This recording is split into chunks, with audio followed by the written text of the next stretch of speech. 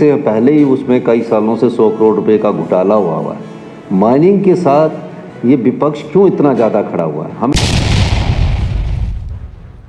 हम उसका रेट को भी फिक्स करने के बारे में विचार कर रहे हैं। हमारी सरकार इस संदर्भ में भी विचार कर रही है कि रोड़ी का रेट क्या होगा और रेते का रेट क्या होगा।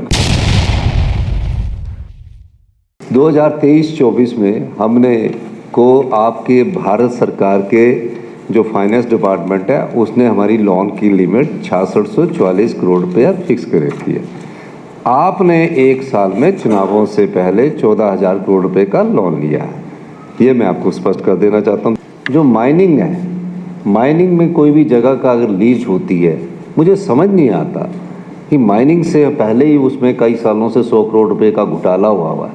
माइनिंग के साथ ये विपक्ष क्यों इतना ज़्यादा खड़ा हुआ है? हमें राजस्व कमाना है, राजस्व कमाना और मैं ये भी कहना चाहता हूँ कि जैसे माननीय मंत्री जी ने कहा कि हम उसका रेट को भी फिक्स करने के बारे में विचार कर रहे हैं। हमारी सरकार इस संदर्भ में भी विचार कर रही है कि रोड़ी का रेट क्या होगा और रेते का रेट क्या होगा, क्योंकि रेता तो क्रश नहीं होता। रेते का रेट भी एक निकलना है जो हमने माइनिंग में करना है, उसके बाद उसको ऑक्शन करना पड़ेगा कि इस रेट पर हम बेचेंगे। ये ऑक्शन पर हमारी उम्मीद है।